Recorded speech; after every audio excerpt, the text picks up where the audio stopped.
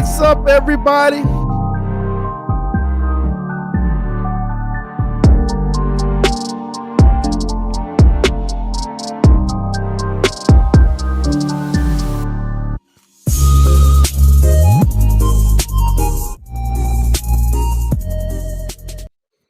What's up, ladies and gentlemen, and welcome back to TDPHINSTALK, home of the real Miami Dolphin fans. Special shout out to the homie K Flexing in the building. I seen him. He was in the comment section. What's up, homie? I hope all is well, man. Can't wait for the next collab. Shout out to the mod squad, man. Shout out to all the members of TDPHINSTALK. I told y'all, hey, K Flexing just said, hey, everyone, I love y'all. Y'all already know, man. To me, I look at K Flexing as the guy that started it all in this Dolphins community, man. So homage must be paid, ladies and gentlemen. Homage must be paid. Put fins up in the comment section for K Flexing, man. And if you ain't subscribed to K Flexing channel, then you just lost. You truly lost as a Dolphins fan. That's just a reality, all right? But y'all hit that like button. Let your friends and family members know about the channel. We're here live tonight on YouTube. We are about to talk about the Miami Dolphins all-pro cornerback XAVIEN Howard and how the trade rumors are real, man. And I already told y'all, listen, I know I've been giving y'all one stream every 4 or 5 days or 6 days. Hey, I'm not going to bore you. I'm not going to sit here and just repeat the same information over and over just to get clicks, man. It is what it is. But I think the information has piled up a bit in regards to this XAVIEN Howard situation. And, you know, hey, my DMs, my Instagram DMs, Facebook DM, everything is just lit up. TD, what do you think about this, man? It's heating up. What's going on? And, you know, hey, it's time to come live, drop my thoughts. And we'll talk about it, man. We will talk about it. But without further ado, we're going to dive in. Again, thank you to all the members of the channel. I appreciate y'all rocking with me consistently. Thank you to all the mods who's been helping out in the comment section for so long and being there for me. Y'all hit that like button, though. We got over 100 people watching and only 42 likes. Y'all know the YouTube rules. Let me tell y'all a little secret, man. I ain't been live in 6 days. So YouTube definitely ain't sending the notifications out like that, okay? So y'all hit that like button and let's get it up so that we could tell YouTube, TD back, man. Hey, man, pump them notifications out because I'm tired of people an hour into the video. Man, TD, you've been going for an hour. I just got the notification. I'm telling y'all, I done studied this algorithm. You got to hit that like button. Hook your boy up and hit that like button. We're at 111 people with 52 likes. Let's get that like up, man, because I want to tell you what I've been hearing about the XAVIEN Howard situation, what's real, what's not, and all the in-between stuff that you're hearing, all right? Take a break to hydrate real quick. Nothing better than H2O, man. Shout out to Antonio Gonzalez. Said, been rocking with you since the Miami Miracle. Blessings, my brother. Salute to you. And hey, man, ain't nothing like those moments, man. That brought me and a lot of people closer. All right. So y'all already starting in the comment section. X is gone. Come on, man. Y'all chill out, man. Listen, I'm going to tell you my true thoughts, and some of y'all might be shocked about it, but we're going to get down to the nitty gritty, man. All right, man. Without further ado, we got 66 likes. I know we'll get over 100, man. You know, we got about 50 people watching right now that's like, I'm not hitting the like button for you, but you're watching. But anyway, let's dive in. Shout out to Coach of Sports Gaming said, TD, you going to training camp? You better know it.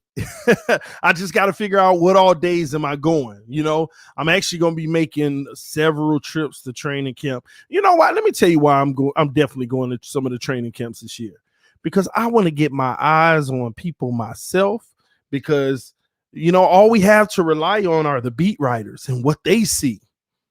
Not this year, baby. I'm going to be down there in some of those training camps. I'm going to be down there at the very beginning. I'm gonna be down in the middle of it, and I might get 1 or 2 in at the end, but I plan on getting at least about 5 practices out of the 11 or whatever that they open it to the public. I'm gonna get some of them good quality ones, and I've been hooked up too, you know. Man, let me make sure. Cease 007 hooked me up, so I got actually the membership access. So I got access to practices that everybody else ain't gonna be going to unless you're a member. So shout out to all the members. So I'm gonna be going to a lot of that. So I'm gonna be there. I don't think they allow you to actually video anything. That they do, y'all already know. Y'all getting all the practice footage live, but I don't think they allow that. But hey, I'll be active on YouTube and Twitter, telling you what I'm seeing. And every night that I go to training camp, every day, that I go to training camp, that night we will have a detailed breakdown show so I could tell you what really happened, not all that biased writing and stuff that you be hearing. One beat writer said this and the other one contradicted. No, I'm going to give it to you how I see it, all right? With my glasses on. But most of y'all don't get the picture unless the flash is on. Oh, no, let me stop. But anyway, let's dive in. XAVIEN Howard. Before I even get started, some of y'all, I got to be honest with y'all. We added another almost 8,500 subscribers this year to the channel. Since last year around this time, last year till now, we have added 8,500 some, give or take, subscribers. Okay. Why am I bringing that up? Because 8,500 people were not here at TDPHINSTALK when I told everybody that we would be in this position in the first place. I told everybody it started 2.5. I mean, let's be honest. It started 2 years ago. I was telling people, listen, trade him now, get the most that you can. Now they gambled and let him play another year, and that worked out in our favor because his value went a little higher. But I can tell you now, he definitely won't have a higher value than he has now ever again. He can go out and get 10 picks next year, but the value increase is gone now because he'll be 29 coming into the next season. The following season after next year. They'll never have a value that they have now. So in reality, I'm glad they didn't trade him last year like I said we could. But the only reason I said that we should is because I knew we would end up in this situation. And I'm glad he played another year and balled out. Why? Because the value went even higher. But at what point do you stop gambling, Miami? What point do you go ahead and cash in your winnings? When? Shout out to Brendan Smith. Said, how long you streaming tonight, TD? 45, an hour and a half. Just depend on where the conversation takes us. Depend on where it takes us. But listen, I knew that the writing was on the wall. I wasn't Nostradamus. I wasn't this all know-it-all YouTuber that knows everything that's going to happen with the Dolphins. I give news and tell you all the possibilities and what makes sense and what doesn't make sense. And I've been telling y'all for a year and a half, XAVIEN Howard cannot be a part of the long-term future because even the new deal we gave him, it allows us to get out after 2021, which this is a year early. But if he balls out like everybody says he's as good as, then he's going to want a new contract. Last offseason around this time, I said XAVIEN Howard's agent would be crazy. If he balls out this year, he'd be crazy not to go back and revisit the table.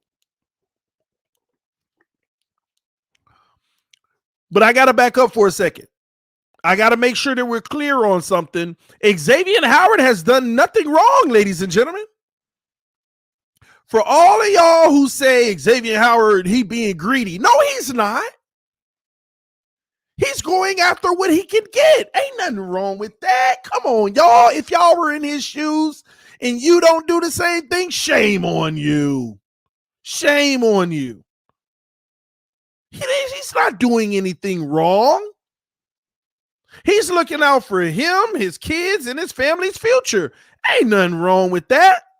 Moving on up to the, I'm just saying, there's nothing wrong with what he's doing. Because I'm going to be honest with you. I've seen a lot of XAVIEN Howard slander for this. Oh, he's greedy. He needs to calm down. He's really not. Honestly, you in this game, you go get what you can get. It's okay for the team to do it, but not the player. I'm just saying, y'all. Now, don't get me wrong. He just signed the deal. But how many of y'all have gotten a job paying you $15 an hour, and then the next job that you were really waiting on called you back and they say, we'll give you 25. Oh, are you gonna sit there and be like, oh, but I just started at this one? No, you're gonna, I know I just started, but I'm gone. And you're going to the next one. So if another team will be willing to give him a rework on his contract, which any team that trades for him, that's what they know they're going to have to do. You can't get mad at that. It is what it is. But with that being said, X is doing what he has to do. Now is Flores and Greer doing what they have to do? Ladies and gentlemen, you should be proud of Brian Flores and Chris Greer right now. And I know a lot of y'all ain't gonna want to hear this from me, but the truth is the truth, and it's time to put your thinking cap on and just listen for a second. All of our opinions are important, mine too. I know I love to cover my opinion, and my opinion is the truth, and yours ain't. We all have that in us to a degree. Now, at least I am humble enough to listen to others, and if it makes sense, I'll throw mine away quick. But just to hear me out here, you should be proud of Brian Flores and Chris Greer for having this situation, because you stand for something or you fall for anything, and they are standing for something. They are drawing a line in the sand, because if they give him the money he wants and the guarantees and the new deal, then everybody's going to do it every year. All you got to do is have the next person that balls out. Jerome Baker becomes an all-pro. I know you gave me 13, but I want 16. Mike Gesicki finally makes the Pro Bowl, and all of a sudden, oh, I know I'm under negotiation, and you gave me 8. Now I want 12. You got to draw a line somewhere. You can't just get taken advantage of by everybody, regardless of how good you are. It's a tough situation, and it is a dilemma. But at some point, we have to create a culture where we have principles and we have guidelines, we have rules, and we have regulations, we have standards for everything we do, and they are operating within those. They say they gave this man a contract for 5 years, and he's only played 1 year of it. Come on, ladies and gentlemen.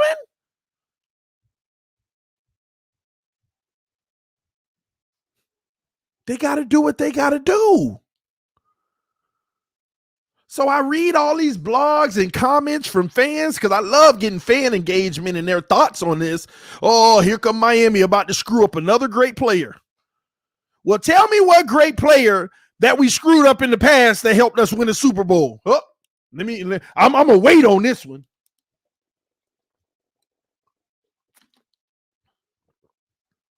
Nothing?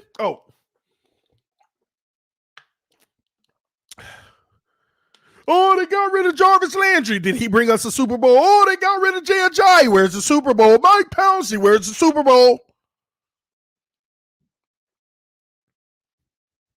Oh, Damian Williams goes to the Chiefs and win a Super Bowl. Where's ours?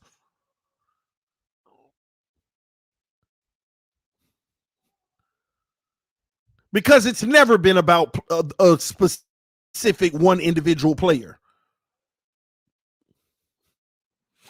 Name me a team where one player won them the Super Bowl. Ever.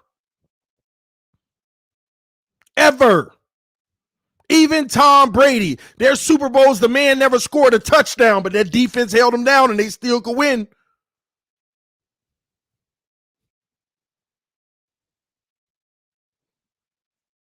It's about building a team where everybody does their part, and collectively you get the job done. Team, baby. Tell them, Vic. It's all about team. Now, we'd all love to have Xavier Howard on this roster next year. I told y'all the writing was on the wall. He probably going to be out of here. But deep down inside, I want X. The problem is I've always known this situation would happen, and I wanted to avoid this situation by getting everything we could up front, because I was actually scared he would get hurt last year. Imagine that having happened. He'd still be on the roster, but he'd be limping, and now we got him under contract. That's what I was more concerned about, because he never could stay healthy. But he was healthy and he balled out. But this was the situation where I was worried about as well. If he does, well, like here's what I told y'all. I said if he underperforms, y'all gonna be mad because he ain't living up to his contract. If he gets hurt, we gonna be like, oh crap, we screwed up. If he balls out, he ain't gonna keep the deal he got now. He gonna want a new one. That's exactly what I said. I said those three things could happen. So no matter what, Miami was screwed in this situation. No matter what. Played like trash, he underperformed. Got hurt, oh, we screwed up. Balls out, he won a new deal. Screwed. No matter what. This is why I said this is going to happen. Something where there's going to be some type of either dysfunction or unhappiness. This was inevitable. I've been telling y'all this for 2 years. Oh, we'll wait on that when it comes. Oh, you spreading fake stuff. His agent never even asked for more money. Where are you getting that from? I ain't got to be the agent to know common sense. If the guy already had 5 picks in the season and halfway through, I ain't got to be a rocket science to know his agent would be dumb not to go try to get him more money. This was inevitable. So now everybody wants the Miami Dolphins to cough up $18, $19, $20 million a year and give him more guarantees on the back end of his prime. Put it in the comment section, ladies and gentlemen. How long do primes typically last? Please, y'all help me, educate me. How long do primes typically last? And I'm talking prime. How long do primes typically last? It's almost like every time you say somebody's in their prime is when they just come in and then they start coming out of it. How long do primes last? Y'all help me out in the comment section. Y'all know I love being interactive. So I see all y'all answers and I'm going to tell y'all primes typically last for about 4 years. It can be 3, it could be 5, but about 4 years prime lasts. That's how long prime lasts. We're not talking about prime. He did good. No, the good ain't prime. Prime. You're at the peak of your athleticism, the way you're moving, the way you're playing, everything. Not getting older and smarter and still playing good because you got the brain. I'm talking about prime. 4 years is typical.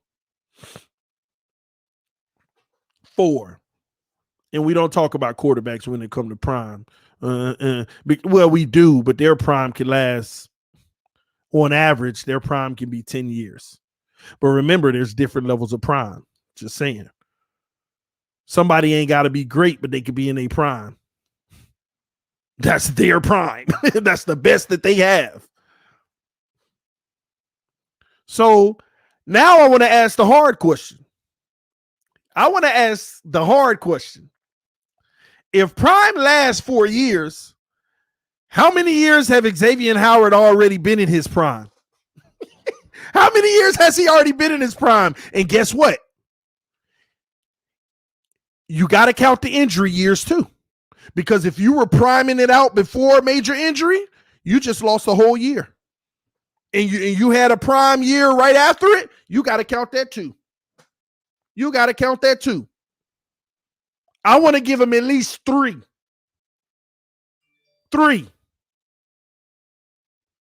3 years. If we lucky, we got one more.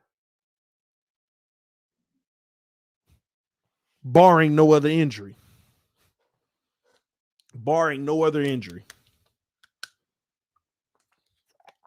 Somebody said 2 years in his prime. How? His prime can't start on the bench injured.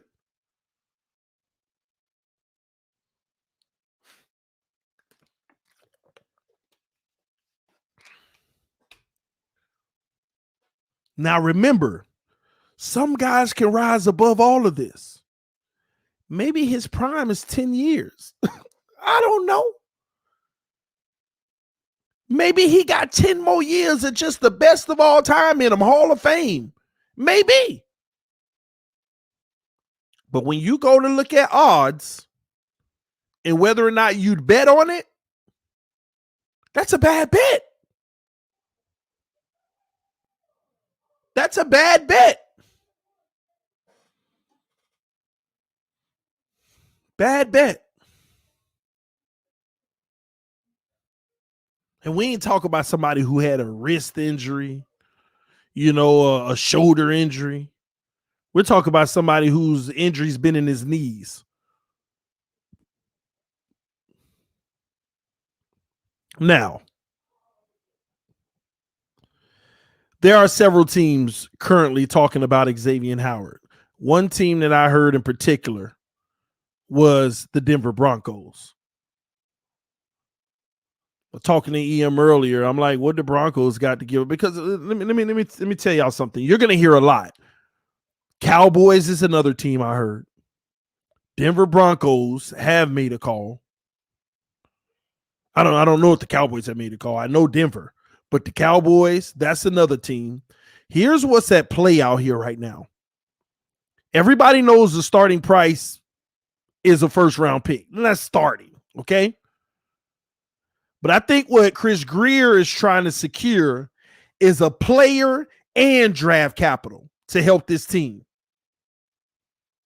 Now, I don't know what player or what position they're trying to acquire, but talking to EM early and a few other people, for some reason, everybody feels like we need to get an offensive lineman. And some people are saying right tackle, but I'm like, you drafted Leon Eichenberg. But there are a lot of rumors out here floating around about the Miami Dolphins getting an offensive tackle and an additional draft piece for XAVIEN Howard. I'm going to be honest, I don't know how I feel about that. If the offensive lineman ain't a center, in my opinion, I just feel personally I'm okay. I know there's some all-pro offensive linemen out there who just signed their deal that the team really didn't want to sign them to. I would rather the Miami Dolphins stick to the plan like they keep saying that they are and everybody want them to do and get a center, if anything. But how many options are there out there for center? And I know y'all say go get a running back, but I'm okay without a running back too. What's up, Alan? I appreciate you, homie.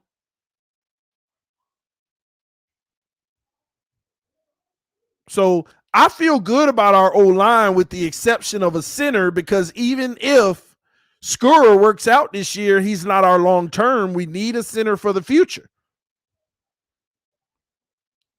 So all this stuff about, they're trying to trade for a tackle and this and that.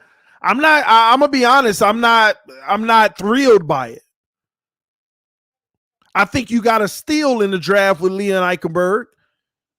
And just to have somebody go in front of him, I know Liam can probably develop a year or two more, and that wouldn't be bad. But at the same token, no, we need to make gains in three components: a position where a player can start, salary cap gain, and allowing a player to develop. Because you're not going to go trade XAVIEN Howard and get another corner in return that's going to be him. That's not going to happen. You're going to take a loss at the cornerback position. But it's okay to take a loss at a position as long as you take a gain at another position and pick up capital for the future. That's what it's about. You have to get some sort of gain for the loss that you're going to be consuming. And listen, I'm going to tell you the wild card in all of this is Noah Igbinoghene. How good do they really feel about Noah? And listen, Noah is, if they trade X, Noah is going to be the most scrutinized player. He's going to be right up there with Tua Tagovailoa. I promise you. I know that's I don't know about that, TD. Watch. As a matter of fact, there will be an attempt to hate on him even more. You know why? Because you let go somebody that 80% of the fan base wanted for him now. If he has a okay game, man, no, man, we miss X. He can have an okay game, but it's going to be we miss X. See, X would at least had a pick in this game. Where was that turnover where you needed it?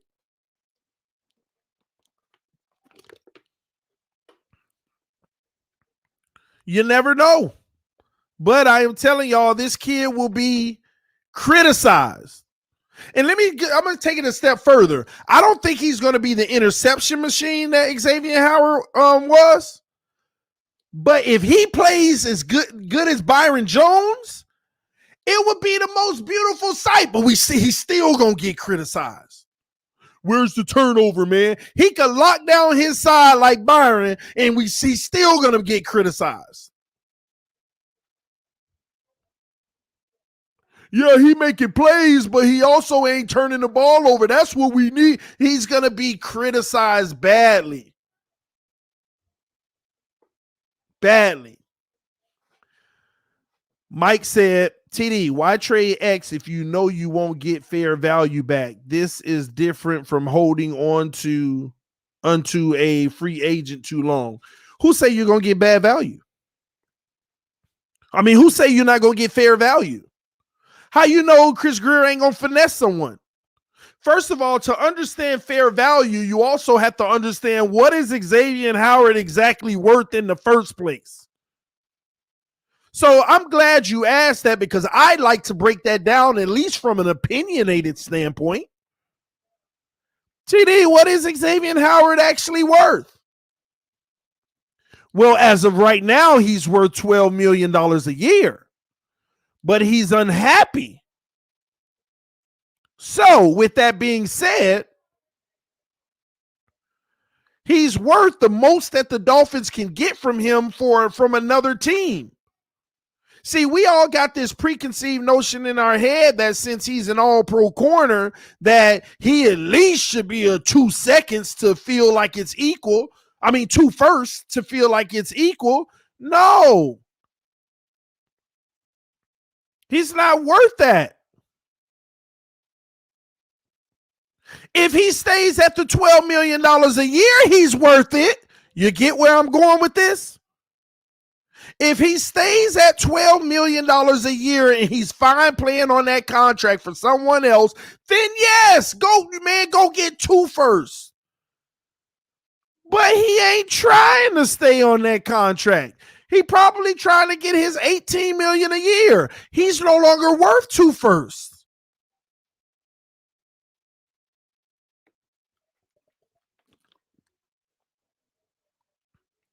So XAVIEN Howard, in my opinion, is worth a, you know how I do my scale 0 to 10 with players, 10 being the greatest. He's worth a 7 and a second rounder. He's worth a 6 type player, a player with the caliber of a 6 and a first rounder. He's worth 2 seconds.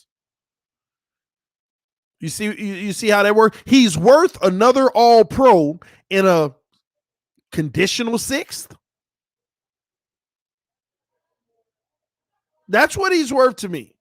So if the Miami Dolphins just straight up get a first-round pick for XAVIEN Howard, I think the best thing where you don't feel like you lost, you get a first and a 5th. My opinion. But I'm telling y'all, I'm just feeling like a player's going to be involved in the trade.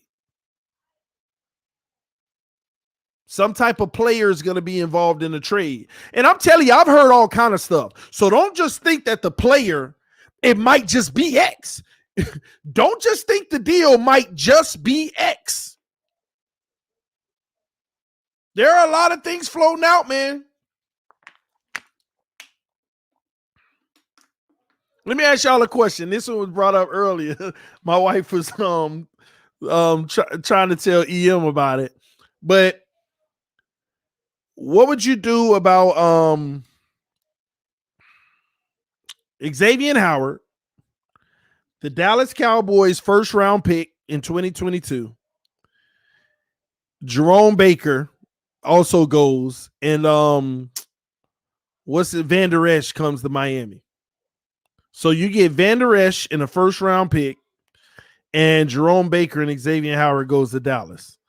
Would y'all do something like that? I know you just paid Jerome Baker, and when Van Der Esch is healthy, he's that dude. Would you do something like that? Somebody said no way. No. Interesting. No.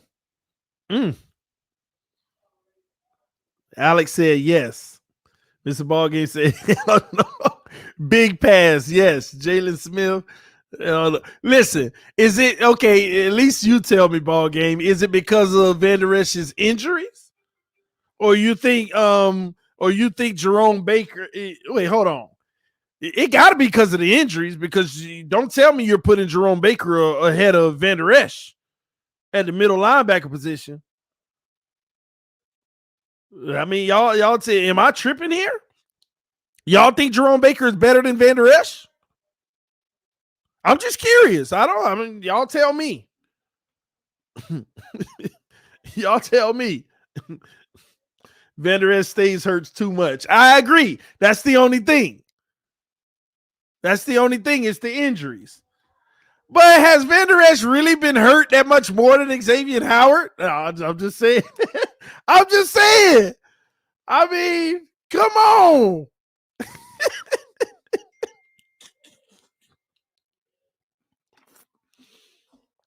Oh, man. I'm just saying. Oh, man. Give us Zeke instead. Why are y'all so caught up on this running back situation? Y'all are so caught up on the running back situation. Everybody wants a running back. I bet if we got the center of your dreams and a nice running back right now, everybody would be on my bandwagon talking about Super Bowl 20-0. Horrible trade, TD. Okay, I was just asking. I'm just asking. Don't beat me up. I'm just asking. Excuse me. Man. What's up, TD? I guess things are heating up, huh? I don't want to lose X. Things are going crazy. All right, let me finish this off, and then I want to bring some of y'all in and get y'all thoughts on this. But I'm gonna be honest with y'all. Believe it or not, I wish they could find a way to keep XAVIEN Howard on the roster.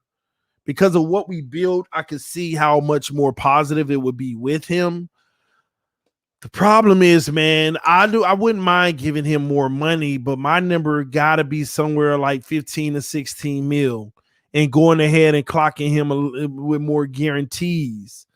But I got to be honest with y'all. They say the negotiations aren't even close. And Flores already told you in the press conference, you know, we visited it and, you know, we can't pay everyone, you know, basically they aren't even close to coming to an agreement, and they've made an offer, y'all. See, when they say they made an offer, that means they changed it. That means there's more of something. I already know they offer him more money and guarantees, but it just ain't the money that his agent knows that he can get on another team. And that's the issue. I mean, it could be a $15 million difference. The Dolphins could say, okay, we'll give you a raise at $15 million and reset the 5 years and guarantee 3 years of it. And his agent's like 5 years. I know that I could get at least possibly 18 for a team. See, here's the thing. Whatever team trades for him, they in trouble. Because now he can go to that team and be like, I don't want 18, I want 20. Ramsey getting 20, I want 20. He can say 22. What they gonna do? Oh, we ain't doing that. And he go, and you see what I'm saying? Even if he holds out, they screw because they just gave up the draft capital that they can't get a refund on. That's what happened with Laramie Tunsil, y'all. That's why Laramie Tunsil's own mama negotiated his deal. And the man got $22 million. We over here crying. I'm over here doing streams talking about, man, I ain't trying to pay Laramie Tunsil no, $17 million a year, $16 million. That's too much. And the man got 22.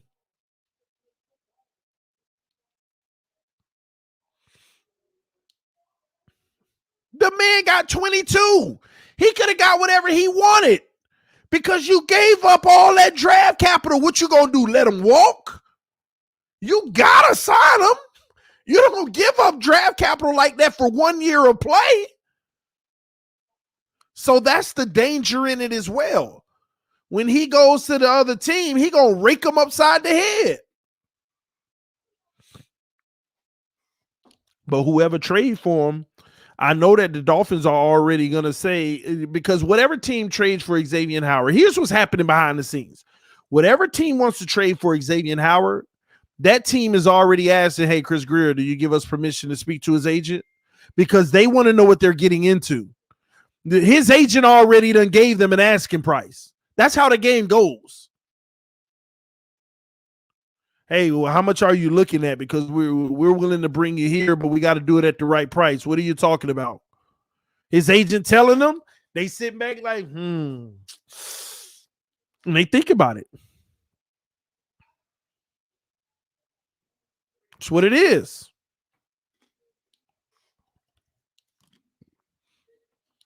That's what it is. Now they can play that game. Well, we got your contract, and if you hold out, that's your business. Hold out.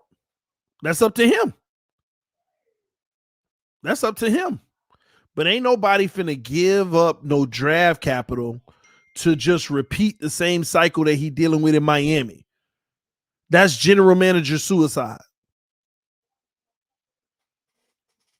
Mr. Ballgame said his asking price is ridiculous. I guarantee you. You better know it because he knows he can get it on another team. And then the Miami Dolphins did this backwards, y'all. They should have waited it out for Jerome Baker's deal. How you go? When I think about it, it's kind of funny in an insulting way.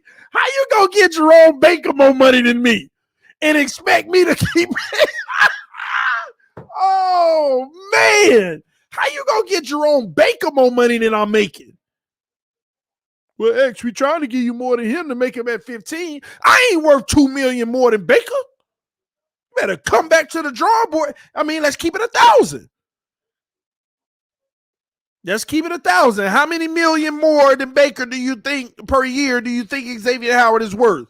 My point exactly. That's why, yeah, he hitting him. Yeah, he trying to hit him upside the head. I'm going to tell y'all now, I'm saying the man is probably asking for 18, and I'm probably totally wrong. It could be in the 20s. It could be in the 20s.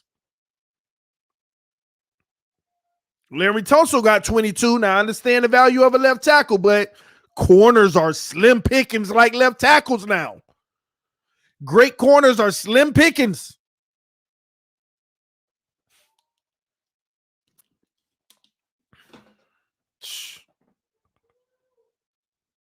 It's crazy, man. Hey, ball game, you got a great point, homie. Baker hasn't missed the game. Best ability is availability. I can't knock that. I'm sitting here like, man, Baker gonna get an $8 million deal. Baker said 5 up on that, 13. And you're right. Availability, you're right.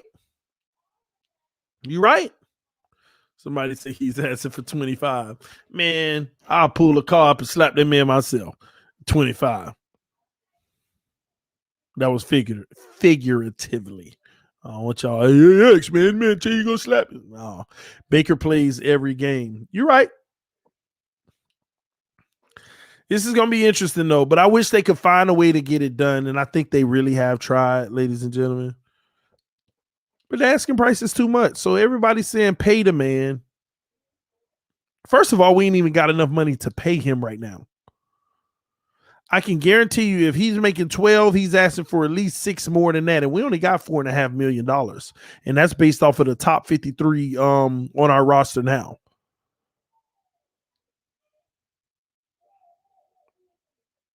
And they got to figure out Ogbah.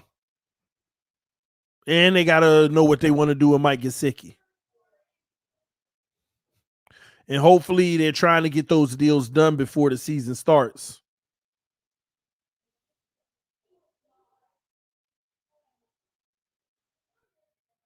Somebody said keep trying. Ain't nothing to keep trying. You gave a number, that's the most you'd go. He gave a number, that's the lowest he'd go. It ain't matching up. What are your next options? Trade him. Trade him. Go and get your value now. The real question is, what do you trade him for and what do you bring back in return? That's the real question. All right, y'all. I want to hear from some of y'all football gurus, man. I'm dropping a link in the comment section.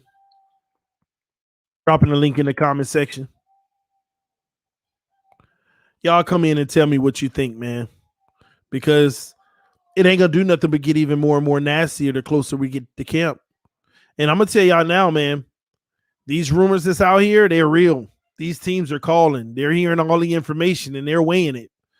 And I already know offers are on the table. It's just Chris Grier being the smart GM that he is. I'll get back to you. He's trying to hear everything. Chris Grier playing people like a fiddle right now. You trying to give me a first and a fourth? Listen, man, they offering a first and a third. And I'm going to be honest, I like both of your deals. It's just, hey, I got to go with the better one. And they probably going to lose more games than y'all, so this position, it might be better. You can't do better than that, but hey, Chris Grier working right now. He's working.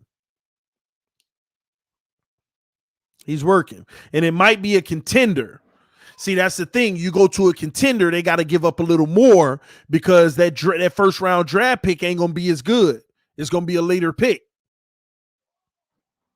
It's possibly going to be a later pick. And that's part of the issue. I don't know if the link is working. All right, there we go. I just dropped the link. If you want to join, talk to me. Tell me what you think about it. Click on the link. And let's have a conversation, man. Because this is real, man. It's going down. And if it doesn't go down, we might have a holdout on our hands. Because I don't know what the Dolphins, how far they're willing to go, man. Ball game, talk to me, man. What's your thoughts on this?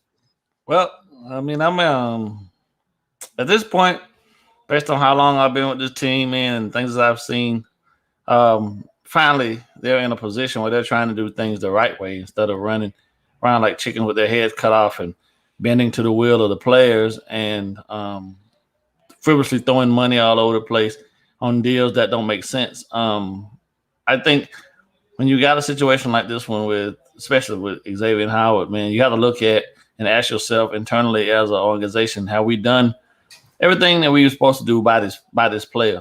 Did we do right by them? Did we put ourselves in the best position to represent ourselves as a stand-up organization in regards to the player? And he can't say we didn't.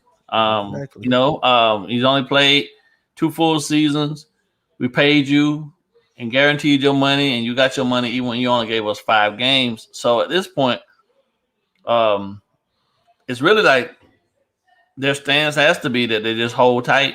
And if he don't show up, then he's fine, unless he's until he's traded. And Grier and Flores are probably the ones who they have to know what they're willing to take in return for him, and it's not going to be peanuts. And then there's going to be a lot of people trying to lowball because people will say, "Oh, you don't want this guy sitting and being a distraction on your team." But like, he got his money in March. So every day he don't show up and perform and honor the contract that he's been paid to do, he's getting $50,000 deducted. So one thing I would caution any player in the NFL to think about is the fact that there's 2 things you never get back. You never get back money, and you never get back time. And the fact that he turned 28 on July 4th, this time next year, regardless of what this season holds, you're 1 year older. The Benjamin Button thing doesn't work. So the leverage that he might think he has in regards to the amazing season he had, that's an individual award. I get it, but it's not a team award because you got 10 interceptions, but how many of those are we actually convert into points that helped us win games? You see what I'm saying? Yeah, ain't no pick sixes. Ain't no pick sixes. Exactly. So they're beautiful to see, right? Like I said, by the end of the day, they're an individual award, and you didn't win. Technically, with Gilmore had an argument because he actually won the award. X didn't win the award. You right there, yeah, but you didn't win it. So let's go back to the drawing board, honor your contract, and be a professional about it. And I believe that the Dolphins will come back to him at some point and say, you know what, we had to slice, we had to move some things around, get into this new money. Here you go. Here's another bag for you. But this process that he's doing right now is going to make them less and less inclined to do that, I believe, because they invested a first-round pick in the young kid, Noah. And at some point, you really have to see what you have in him. I mean, at the end of the day, you're not going to have a first-round pick just sitting on the bench just waiting for one of the two boundary guys to get hurt. You know what I mean? You got to get him out there. You got to get him acclimated to the game. Otherwise, that's a pick wasted. And 28 is not old, but it's not young in terms of cornerback age as well. So the sooner they start making a transition to get younger and see what they have in Noah is probably the best for this organization. Will it look different? Yes, but that's Josh Boyer and Flores' job to make and tweak this defense to the strengths of who else we have left. Because you don't have that guy that could go over there and freelance on the opposite side of the field by himself. Yeah, you lose some of the playmaking ability, but I believe that Noah, without all of that desire to be over the top playmaker, probably could play to his strengths and learn to be, a pretty quality corner in a scheme that supports the things that he does well. He is hella aggressive. He is a good tackler in the open field. You know what I mean? He just got to train his eyes. So play some more zone coverage. Don't put him in man coverage. All these different things that have to happen. That it's up to the coaches to figure all this stuff out. But the business side of things in the NFL is always going to be ugly. Want $20 million a year? That's Jalen. Jalen got a 5-year, $100 million deal, but that's not what he had guaranteed. He only had $71 million guaranteed. You see what I'm saying? So you do 5.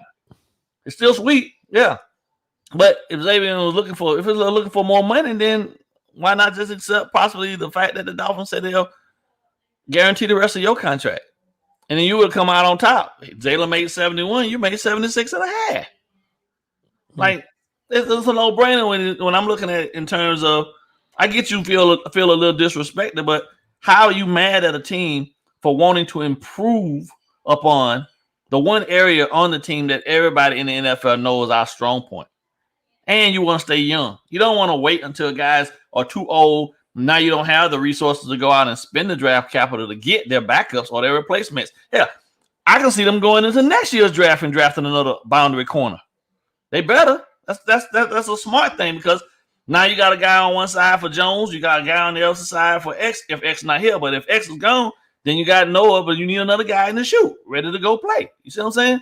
Like that's smart business. The problem he has above all, and I hate to sound cliche, but he's dealing with a Belichickite. A guy that's watched Bill operate with zero emotion in contract negotiation and player personnel relationship situations his entire time up there. And this is the approach that he and Greer, I believe, are taking. And that's firsthand from what the Patriots have done up there. Like Gilmore sitting out right now, want more money. Anybody with any common sense will say if he was on any other team, he'd probably get paid. But in the Patriots organization, they're looking at it and saying, well, shit, we had J.C. Jackson and what's the other kid name? Josh Jones, who played admirably last year. Jones only had 2 picks, but JC had 9. He had 9 in Gilmore's absence. So why am I going to go and break the bank for you at 30 years of age when I got 2 young guns who my defense I didn't lose anything at the cornerback spot, so I don't have to pay you what you're asking for. And this is the dude that actually won the Defensive Player of the Year award. You see what I'm saying? So yeah, people can say he got snubbed, but at the end of the day, he didn't win it. Yep. So Well, he didn't get snubbed, I don't think. I mean, Aaron Donald still played 13 sacks from a guy that rotates all over the field, and he's dealing with double teams and sometimes triple teams. Double team following him, exactly. Yeah. Chip by the tight end, chip by the back, still got a guard in the top cut you got to do. Yeah, and this dude still got 13 sacks. So ask me, which is harder? Aaron Donald. What Aaron Donald did was a whole lot harder than what XAVIEN Howard, because a lot of them balls were tipped too. You know what I mean? Thrown right in his lap. Bad thrown balls, underthrown, overthrown. Not knocking and taking away from what he's doing, but I coached. Some of his plays are amazing. But I coached the position. You feel me? So I do understand that the nature of what corners are looking at times is also just based on instinct. You know what I mean? And he did an amazing job of reading the eyes of a lot of receivers, and you know what I'm saying, and watching their body language and turning his head around just in time to pick things off. But any corner that's willing to get better at that can get better at that. He just happens to be that's who he's been after that first year with us. When I think people forget the fact of how bad he was. You feel me? Like, people don't even take that into consideration. All they remember is the interceptions. But I remember because he couldn't cover to save his life. He just had the picks. That's it. Couldn't cover. He would get beat. Like, he would get beat the whole game, and then one pick when you need it. Oh, X is the hero. Listen, bro. If the receiver was in a damn phone booth with him, he still couldn't cover him. That's how bad it was. Hey, but I got killed for saying that, Bug. I don't know why. The facts are the facts. But he did improve his coverage skills. Yeah, he did. He did improve. To his credit, he did get better. But one thing he hasn't done consistently, been available, bro.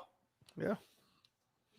So, do you want us to pay you? I don't even know what his number is, but I know it's probably absurd. So let me ask you: is this helping the situation when he, going on his Instagram, writing cryptic messages? So this is what he said last night. They won't realize how big a part you play until you're not there to play it no more. Well, see, no, it doesn't help. But you're also dealing with a head coach at this point right now that believes, without a shadow of a doubt, that he can coach up anybody to go out and be able to be successful. So I would see if because if it was me as a coach, I'm taking that as a challenge. I'm sit your ass anyway. I'm gonna prove to you that we can win without you. Just because it's 11 people out there, not just one. Not one dude out there doing all the work. It's 11 of us out there together. You know what I mean? So if I'm Flores at this point, you still out there sending all these cryptic messages, I'm gonna let you do all of that, but we're gonna prove to you that we're willing to move on without you, bro. So you just said something that really hit me hard. Because that might be the genius play of it all. Let me elaborate on what I mean by that. Yeah, I'm so happy you said what you said, because it opened my brain. Maybe it's best to let him sit out. Don't trade him right away. You start piling up them victories. Wait till right before the trade deadline when teams are most desperate. That's trying to make that run so you can up your capital. And he ain't played. So he healthy. But here's the element that's even better. You didn't pay him all them weeks. Bang. That's salary cap. That's it. That's cap that you get to move. And even if you trade him, you're not eating the whole thing anyway. Listen, bro, you can't explain. Nobody can explain to me anything else other than the fact that they are prepared to move forward without XAVIEN Howard. When you go out and you bring in one of the McCourty brothers, who can also play out there opposite Jones, and will be just won't probably give you the interception, will be good. Interesting you say that.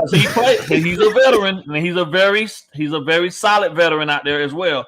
Another guy that I would actually prefer Noah learn from as opposed to learning from X, because he teaches him the fundamentals of the position over all of the flashy playmaking and stuff, which guys get to be, by a guy's third, fourth year in the league, which is, Jalen was different. And I saw a person in the chat say Jalen's not that good. Man, you crazy. You're crazy. If you go back and look from day one, Jalen Ramsey has been a dog. Right? Number one, he follows every game. The number one receiver. Exactly. He follows the guy from day one. As a rookie, he did that. So for somebody to be out there talking about Jalen's not a good man, you gotta go stand in the corner until I tell you to come out. my thing is, they already have the contingency plan in place, bro. It's really like I said, it's up to X, man. Like that McCourty signing. And I would have been on. He could be mad all he want about him signing Jones, but the fact of the matter is that when they went and they actually went in this offseason and they grabbed up McCourty. Well, we prepared to move on without you. Yeah, if you want. I didn't even think about that. We will recoup our money. Don't get it twisted, and we won't trade you unless we want to trade. Feel like we want to trade you. Matter of fact, we could say that $12 million every year, the whole time, all the way up until your contract over. Because you know what they could do, right? He show up. Listen, if he shows up and he got a bad attitude, or he, you know what I'm saying, or he ain't going out there and giving it his all. They can still recruit the money and send him home for conduct detrimental. Man, the NFLPA, man, they also give, for as much as they do for the players, they also give the teams the ability to. You know, this is something nobody really wants to do. Yeah, but you push the button. You push the button. We have ways to get back some of our money. You know what I mean? You want to sit home? You sit home. You lose $50,000 a day, partner. Yeah, and then your value goes down anyway. Yeah, exactly. I have a question for you too. Didn't this same issue happen with Jalen? What's happening with X? Like he wanted money, and then Jacksonville just traded him because they refused to pay him the money. Like I have a wasn't the same issue we're having with X? The same. Well, here's the difference. Here's the difference. So Jalen gave you prior to the end of his rookie contract when they was getting ready to go into his fifth season, right? Because he gave you 4 straight solid years and 2 Pro Bowl. By the way, 2 Pro Bowl appearances, 3 Pro Bowl appearances in the first 4 years, right? So what he was saying was, I'm not playing for this 5th year option money because I know my market value is, you know what I'm saying, going into my next contract. He was due his new deal. He was due his new deal, yes. So they looked at it and they thought to themselves, well, good Lord. And plus Jalen really didn't want to be in he didn't want to be in Jacksonville anymore. I mean, let's be honest. The people that I know that know him, he was done with Jacksonville just because of the way the organization was ran. At that time, Tom Coughlin was still there. You know what I'm saying? Okay. So he and Coughlin didn't get along, and he went out, but he did what he was supposed to do. He went out and he did his job. And then he waited, and he did all his contract stuff and all that stuff in the offseason. That whole pulling up, the training camp, the Brinks truck, and all that type of stuff. They, once they decided that they didn't want to pay him, he did put on the contract. The contract that he knew he was worthy of. That's when they got on the horn and they found somebody that was willing to take him. The difference is, though, you're talking about Jalen at 24, 25 as opposed to X at 28. No injuries to Jalen Ramsey whatsoever. None. 0. Shows up every week, every game. No problems. Locked down the number 1 receiver and is available for his team. That's not his situation. And has lived up to that big old contract. Yes. And still been available. Yep. So the Rams had no issue whatsoever. That means that was a steal for the Rams, in my opinion, because the Jacksonville Jaguars probably aren't going to ever find another corner to replace what Jalen gave them in that 4 years. Henderson, I love Henderson coming out of Florida. Love him. But he struggled last year big time. It was horrible. It hurt me to watch him because I know that Jalen had something that Henderson doesn't have. Jalen has over-the-top athleticism, and Jalen has prime in his corner, right? He got Deion on the phone coaching him. You feel me? In the offseason and then through the season as well. That's not what Henderson has, So Henderson got to go out there and rely on, whatever the Jacksonville Jaguars going to be able to bring to the table. And, he was good, but when they changed the scheme mid-season, he struggled. So 2 different situations, very similar. Now, if X had played all of his games, bro, and hadn't missed as much as he missed, because think about it, bro. Where can you go and still get your full salary, but you don't show up? You got 16. You're supposed to show up to 16 spots. You only show up for 5, and you still get paid for all 16. Nowhere. But being that the salary cap is going to be ballooning the next 2 years, do you think it's eventually the NFL is going to have, how the NBA has the rookie max contracts? Do you think that eventually they're going to do something like that where the rookies after a certain amount of time. If they're performing above their contract, they're gonna get like a super. They already did the restructure, and they did the restructure of the rookie contracts already to safeguard the teams from guys being bust and from giving these guys essentially more money than their counterparts at the same spot that's doing and has been doing it for longer periods of time. Like there's no way in the world you could justify that in a fourth year that a fourth year quarterback that hasn't done anything, right, should make the same amount of money an 8-year quarterback that's been to the Pro Bowl or been to the playoffs at least 6 times in his 8 years. More. They were making more. Yeah, they're never gonna do that. They can't do that. Let me clarify. They already did it, Anthony. Technically, they already did it because everything is already tiered. Let me clarify something because a lot of people use that verbiage and it's just not right. Let me school some of y'all on something, okay? We gotta stop using the term, but the salary cap is going up. It's just like inflation, ladies and gentlemen. Mm-hmm. When it goes up for 53 players. Somebody, I hear an echo. That's you. Okay. Let me mute it right now. Let me know when you good, ball game. Oh, I think you're good. It goes up for 53 players. That's what people need to understand. If the salary cap goes up 10%, then everybody's value is actually up 10%. Now, yeah, they're going to allocate more in some areas, but that's why you lose people. Because if you start neglecting what a running back's actual value is, now you're going to lose him to another team that still sees his value high. People act like, well, the salary cap goes up 10 million next year. Give him that 10. That ain't how it works. Everybody's value goes up. Everybody. And you got to remember that, man. So we got to stop using, but it goes up. It's only been going up like 10 million a year. Salary cap go up, salaries go up. Everybody's value goes up. Now, you might still be in your contract with the less of a value, but when you're due again, your value is definitely higher. Yeah. You just killed everything I was going to bring up right now with that, TD. Good, Pete. Probably crazy. What's going on? No, because this is what I was going to say. We can use, XAVIEN Howard this year. This is how I feel, in my opinion, and I hope everybody out there is doing good, by the way. But this is how I feel, in my opinion. It can go away from an issue. And the most importantly is winning. If we can find a way to keep XAVIEN Howard on this contract, because I don't think he's going to sit out the whole year. There is absolutely no way he's going to sit out the whole year. Maybe training camp and preseason, but the full season, I don't think he'll do it. I'm going off of that. So he'll play this year on his contract. If we start winning games and he's still making plays, he's going to feel good and happy. Obviously, he's going to feel like his price went up.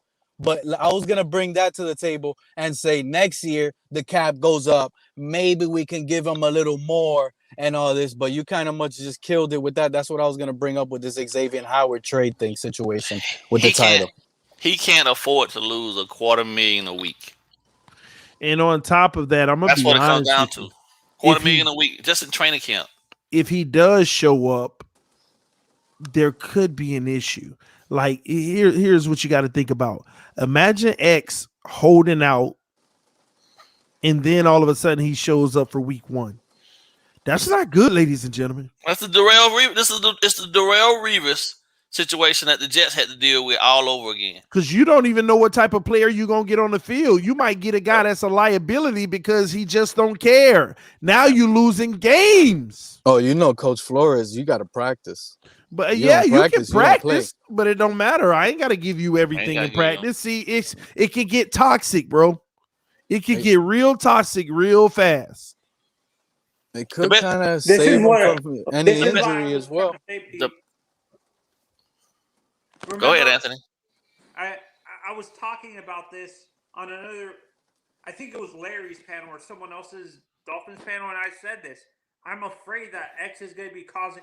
I know he deserves the money, but him he's acting like a child. Now he's going to purposely sit out and affect the team's performance? Well, no. See, that's the whole point, right? If he listen, the Dolphins have the last trump card in the deck. If he shows up and his behavior, his conduct is negative in any nature, they can send him home. It's just And it doesn't affect real. does it affect the cap by chance? Well, he losing money. So anytime he losing money, we recouping it. Those are fines, bro. Any day he's fined, that's money back to us. That's how that works. The problem that it is that that's not the message that you truly want to send. Yeah, right? You want to be able sticky. you really want to be able to show that you are willing to come in, sit down to the table, and negotiate something that's fair for both sides. The problem is that at this point right now, I don't necessarily. I think he's looking at the big number in the sky when that's not the number that really matters, man. Ball game. You know what the problem, and this is what I think is the problem. I think he knew he was involved in a trade, and another team was going to pay him more. Mm-hmm. Well, that's on them to pay him then. That's what I'm saying. I think he was already involved in some sort of trade, Probably, and the trade didn't go through because of some circumstances. right? And he already knew what type of money he was going to get because, maybe the agents had talked or something, and then it never happened. And now he's upset. So What is he right now? I mean, in terms of money, 12 million. He's 12 million. That puts him where? 4th? 5th? I think 6th or something like that. I think it was 8. 6th? Oh my God. I'll look it up.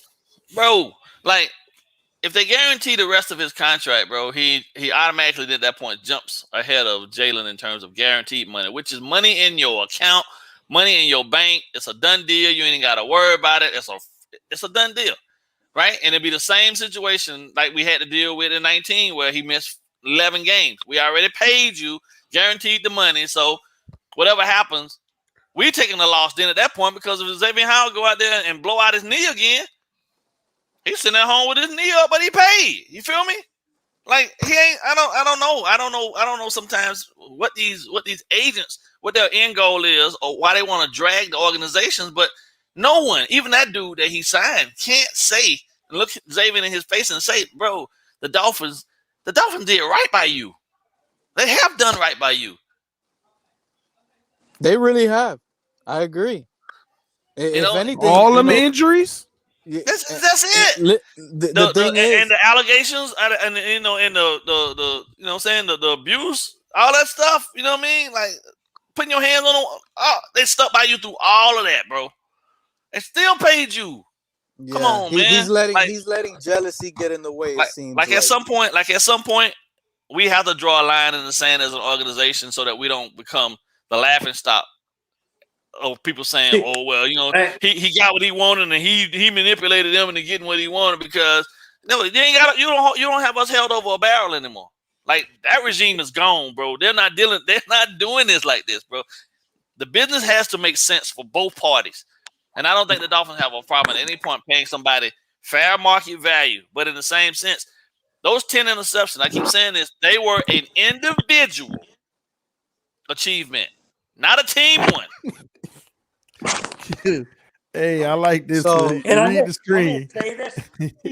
X got 2 options. You asked me, retire or play. There it is. You better know that's what I said. And then maybe you try to pay him a little more next year when the cap goes up. Man, stop saying paying this more money when the cap go up. B. You gotta pay him, man. You ain't got to do nothing. XAVIEN Howard is the best player on our team. Yep. Okay. That's true. That's true. So, but and he was drafted. That right there holds a lot of stock. Well, you don't listen. He already played past his 5th year. So yeah, but he did 5 years. So we gave him 5. We got 2 good ones out of him. So in theory, did he really? Because he was 2nd round pick. He's been here for 5 years now. Did we get our money's worth? Did we really get our money's worth? But hold on, ball game. Are we really mad he missed half of the 2019 season when we were just deleting everybody? Are we really mad that he really missed all those games? Pete, I don't know about you. Let's be honest. Let me ask you a question. Where did we struggle the most, Pete? In that secondary. Let me ask you a question. Did we have any expectations that year? So are we really mad that he missed that year? It ain't my money. I don't give away money. If the dude that is contracted to cut my grass right now, he's supposed to cut my grass 4 times a month. I don't care how much it rain around here. He gonna cut my grass 4 times before he get another payment from me. You feel me? No, listen. He got paid for 11 games. He got paid the injury. Hey, ball game. It ain't rain lately. The grass ain't hot this week, man. Exactly, saying, bro. All right, but hey, it but just Pete, you gonna let the lawn service man off the hook just because it ain't been raining? He can still come edge it up and stuff. Exactly. You're paid to do a job, bro. Could no, he gonna show up. He gonna show up, or you gonna get replaced. You can't be not without permission. You know what? Who? I'm the one writing the check. And it's gonna come a little. If that month didn't rain a lot, ball game, that check gonna come a little less than the other months. I was just saying. I want what I paid for. This is a different business. Well, no. At the end of the day, it's really the same thing, right? But we paid it forward in good faith. That's right? true. That's what people need to understand. This is what I'm saying. Listen to me, ball game and TD. You see, I'm the owner. If this player doesn't play good, I don't care about his contract. I'm gonna just cut him. I'm not paying him the rest of his contract. He can have already. See, but as an owner, you're doing that to your player. So but you still got dead cap. Still got dead cap. But I mean, but it happens all the time. They don't fulfill the contract because they're not just playing as good as before. So the owner just decides to get them out of here. But Pete, that's what you fail to realize. That's the term of the contract. Yeah. I mean, he signed it. You run the risk. You signed a piece of paper that said after 2 years you ain't playing good, we can cut you and we don't owe you nothing. You signed it. Yep. So that's why when people say that, well, they can do it, but you signed it. You gave them the right to. You agreed to those terms. Because all of the verbiage in those contracts is negotiable. Every line of the contract is negotiable. So in this instance, right, he on a 5-year deal. He only played 2 years of that deal. Now you want to come back to the table and bend us, and hold us hostage for more money when we paid you a fair market contract even then, and you stole 11 games worth of money from us. And bro, this would have all made sense if it was next year. Yeah. When the guaranteed money was pretty much done. But you did it 1 year after the 5-year contract started, bro. Yeah, literally, that's my issue with it. Right away. That's my issue. You have this amazing season in 2020. You come out, you ball out in 2021. I'm coming back to the table anyway because I remember what you did for us and the fact that you still playing at a high level. I'm gonna take care of you. I'm gonna take care of you next year in the offseason because I want you here. But you trying to hold me. You trying to kind of hold me hostage after 1 year when the year previous to that. You didn't give me but 11 games? No, you didn't give me but 5 games? Nah, sir, no. And Pete, it's just like the lawn service, bro. If you sign a contract with Ball Game Lawn Service for 10 cuts, and after the first cut, he literally, you come back, man, this was the best cut I've ever had, Ball Game. And he like, oh, yeah? Well, you know what? Instead of $30 a cut, it's $60 now. Yeah. You gonna find you another lawn service, bro. Yep. Yeah. So come on, man. This is just not. This isn't a good precedent for X. And what do you say, Tony? I'm wondering for you. Oh, Pete dropped off. Okay. What I'm wondering with this X situation, do you think why he's upset? His teammate on the other side is getting paid more than. I think he's not upset that Jalen's getting paid more than him. Is his teammate? Listen. See, that's I'm gonna pull my hair out on. That's the problem. That's the problem with this whole situation, though, right? Year to year, the numbers are going to change. So I'm here to tell you, I don't care what anybody else from PFF or anybody else out here talking crazy and foolishness is telling you. X wouldn't have been able to do what he did without that guy on the field across from him. So the fact of the matter is, what Jones eats does not make XAVIEN Howard poop. He shouldn't worry about that man's money. You should worry about the fact that you signed the contract you signed. Now, your negotiation point for your current contract would have been after the 2021 season. But you're trying to hold us hostage after 2020 because you had an extraordinary year of 10 interceptions. Hell, J.C. Jackson had 9. You don't see him out there trying to bend the Patriots over the barrel. I mean, he made $1 million a year, $2 million. Exactly, and he's been consistent that boy has gotten better up there in New England every freaking year. But you want to come back now and you want to rest on your laurels or all this stuff that everybody else is saying about you. But dude, your availability has been ass. Knock it off. Like, real talk. If we really want to get to the brass tacks of it, the Dolphins could be real nasty and just be like, you know what? You're done. I'm out. Right. They could just throw their hands up. But and honestly, and all good faith to him, they're trying to make it work, trying to set a precedence that makes things better for both parties involved. If he can't see that, then it's probably time for him to go anyway. And you know, me personally at this point, never been through a rebuild, but the way I see this one going, I like it because we're not allowing players to dictate the terms anymore. The organization that pays them and trying to pay them well is trying to do right by everyone and then ensure that we don't go negative on the back end and put ourselves into a deficit behind one player when 11 got to play together to get it all done. Let me piggyback. You got a point there. You got a point there, ball game. Technically, all these players, every single one of them is overpaid because this is fantasy wages. All of them is just getting paid way more than the average Joe in America to begin with. So they should just take it. You know, we take what the contracts say they got in the first place. If they ball out, then negotiate afterwards. That's the way I think of it. All these wages is fantasy wages, anyways. So. You know, what I say, hey, he signed something. Hey, he got to live out to it. And if he does do good in the middle of the contract, then he has the leverage to say, pay me more at 2024. I'm not into counting cats' pockets. But for me, it's about honoring the contract, man. Yeah. Honoring the contract. Crypto. You sign the contract, honor the contract. You guys agree with this.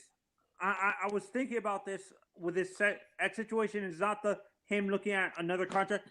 This front office, I know Chris Greer was a scout, which he scouted X, but he doesn't deal with signing the contracts. This contract was signed by the previous regime. Do you think, as a GM, Chris? No, this ain't the previous regime, bro. Wait a minute, hold on. Greer was there. That's not true. This is technically, as long as Ross is there. You know, it's no regime change. And Flores is there too. This is theirs. This is their deal. Yeah. But ultimately, it's coming out of Steve Ross's pocket. So if Steve Ross ain't changed, it don't matter. They signed him to this contract in the offseason before the 2019 season, bro. Yeah. No, Flores wasn't the head coach. Yes, he was. It don't matter. 5-11 season. Yes, he was. Right. What are you talking about? That's irrelevant anyways, because if the man who writes the checks is still in place, that's all that matters. Yeah, but this was Anthony. He didn't take over until 2019, bro. That was his first season. But they signed X. They signed Flores to the. They actually signed Flores a week after one of the week TD after the Super Bowl was over. Right. Yeah, that's when they hired him. And then the first thing that they did, signed X. They gave him the contract. Let me. Yeah, it was a week after. That's right. I do remember that Rams Super Bowl. Yep. Let me. This is where I got my information crossed up because I thought this contract, X's contract, was signed when Adam Gase was the coach. No, that's why. That wasn't the case. No. Hey, let me comment on this on the screen, and I just want to talk about this real quick. Dwayne said all the NFL GMs are watching how Greer handles this X situation. This is actually more profound than most people would think about. It is. Chris Greer has made a lot of phenomenal moves from a general manager standpoint in the last two and a half years. Now, what people need to realize in this situation, this is the one singular situation that nobody really feel like they won. And they are watching this situation because they are trying to see how he handles it and if it's going to be a win. And I am telling you now, that's why they're drawing their line in the sand, because most teams do what in this situation? They cave in. Yep. And they pay the player. Yep. How much is this going to show the history of the Miami Dolphins and their regime? This is where you get your reputation, just like Bill Belichick. It ain't gonna happen, bro. No nonsense, team over player, and still win games. Yep. And this is where the chip on your shoulder comes from, where they have that mentality. We gave you a contract. I mean, if I got to trade you, it's going to be worth it. It ain't going to be nothing, and we still going to win games. I personally want to tell all Dolphin fans, with or without X, I still feel like we're going to be all right. Yep. We are still going to be all right. We still going to be competitive. We still going to be going for it. If nothing else, bro, if nothing else, it makes the team have to galvanize themselves a little more and do things make a little adjustments. differently. Yeah, that's what make Boyer earn his contract. Make Flores prove to everyone truthfully that he's the defensive mind that he says he is. You know what I mean? And put these guys out there and show teams other wrinkles, because really at this point right now, what are we showing people that we can do? Man press. That's it. Yeah. That's it. Look at him. Look up. What up, boy? He muted. Oh, he know, man. Oh, man. What's up, Flex? You muted.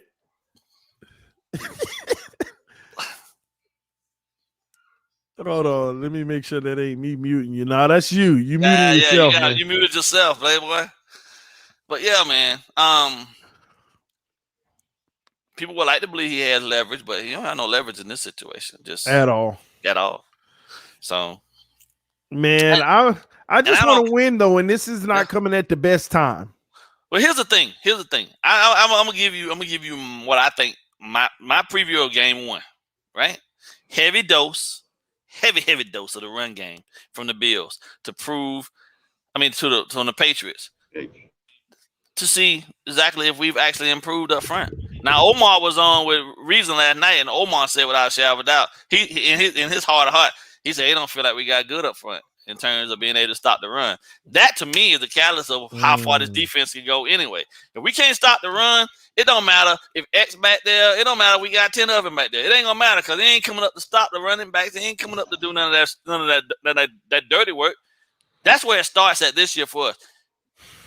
Eliminate. Even with the McKinney signing? Even with the McKinney signing? I don't know where he was going with it. He didn't give a whole long, elaborate reason as to why he felt that way. I differ. My opinion differs. I think we'll be arguably better in run defense because we have to be, and because of the pieces. If you look at who they brought in and the skill set of the guys that they brought in, right? They all are run to pass defenders. So, especially in that front seven. Reason why I don't put any merit in that statement that, who said Omar said that last night? Yeah, he said that. The reason I don't put any merit in it because OTAs wasn't physical. That's true. They're not in the trenches actually. That's true. Putting their hands on each other and knocking it. OTAs ain't nothing but a 7-on like for receivers and quarterbacks to get some connection versus flying DBs. My thing is though, if you take a look at the history of the guys that they actually Adam Butler, the guys that they brought in. They are better run defenders than they are in pass rushers. So first and second down, just having those guys up front, giving Raekwon another season up front to acclimate. Even if he plays at the nose, I'm fine with it at 330. He can handle that responsibility. Put Christian Wilkins at the left end spot, which is the big end spot, and then bring Agba off the backside as the right end. We're still good because then you still got Van Ginkel, who gives you a lot in the run game support. And also Jalen Phillips. Now, I don't like relying on a rookie that much, but when he's lined up there with a guy like Christian Wilkins inside of him, that conversation can help him along the way. And then he has McKinney right there inside of him to help him as well. So there's a nice triangle of information that can be fed to the young guy right there to keep him solid. The backside is where they're going to eat. It's going to be beautiful watching Van Ginkel and Agba get after the quarterback from that backside. Right, that's where we're gonna eat at, and that's the Jerome Baker side. That's the pressure side. So we got strength in the strong side, defense alignment for team strength side, or because most teams align. Generally, 95% of the time they align their tight end to the right side of the offense, which is the strong, the throwing shoulder side for the quarterback. Right, so that's the strong side of the offense generally. So you got Christian Wilkins, Jalen Phillips, and McKinney to that side. And then on the finesse side, you got Baker, Van Ginkel, and Agba with Raekwon in the middle. I think we're perfectly matched and suited to stop the run and stop any conventional offensive sets on first and second down, and then on third down, let the secondary eat. And I don't care if you ain't got X or not. At that point, you can roll a little coverage with one of the linebackers, or you can bring Jones in, you bring Coleman in, and you can give some underneath help to your boy Igbinoghene. You know what I'm saying? To help him You out should just be a able bit. to shade the coverage because you That's got it. Byron Jones on that side. That's still doing taking what your he's number doing. one. Yes, exactly. So is it Noah can play physical. Yeah. The physicality for him has never been the issue. He has to work his eyes, right? He tends to want to look inside and peek inside instead of putting his eyes on the hips of that receiver. You know what I mean? That's the kid. That's his issue. Go ahead, bro. Flex, man. Talk to us, man. I had a couple. Yo, y'all can hear me? Yeah, we can hear you. All right. First of all, I thank you for having me. Second of all, if Noah replaces X, we're done. No, we're not. Yeah, No, we're not. No, I'm trying to tell you. So answer me this. Answer me this. He had 10 picks last year, right? Right. How many points did we get off of him? I don't know how many. 3. None. You might say 3. 20. Yeah, 3. Yeah, we Three. didn't have Field nothing. goal That got rate. 3 points. Whoa, 3 points. that got to do with X? What that got to do with X? Yeah, that's my point. What did you What really he get? said? What he said? Okay. Other than the highlights. Okay. So X is. What are you trying to imply here? X's picks didn't change nothing. Like it's not his fault. Our offense was stalling. That's the point. That's the truth. We can do without him. What does that got to do with X? Wait. No, That's a lot to do with it. What I'm telling you is that one guy on that side of the field, if you take, because at some point you do agree, right, that the first round selection of Noah Igbinoghene commands you at some point to have to play this kid, right? You have to. No, I understand. Yeah, 100%. Okay, so if they decide to trade X and they leave, that just means that Josh Boyer really has to do his job then at that point, and they just got to do a better job of coaching because. So you think our ceiling? You don't think our ceiling changes without X? No. I think it does. I think it does in terms of game planning week to week. But I still believe that this team is talented enough to be able to win 12 games without X. Yes. Yeah, I don't know about that. But here's my thing. I just don't. First of all, the first point just didn't make sense. Like he got 10 picks just because we didn't score on them. That just makes him less valuable. I don't know. No. I'm not saying those. That's an individual. Listen, see, here's the difference, right? This is the thing for me, right? This is why people get this. This is what I get frustrated with. As a coach, right? I'm high-fiving my guys when they get picks, right?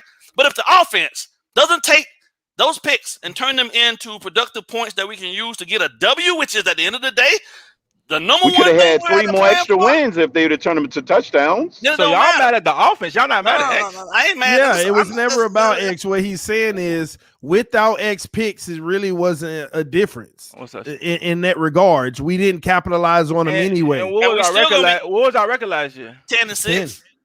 That was good. And we still gonna be. And we still gonna could have been 12-4. We'd have cashed in on them.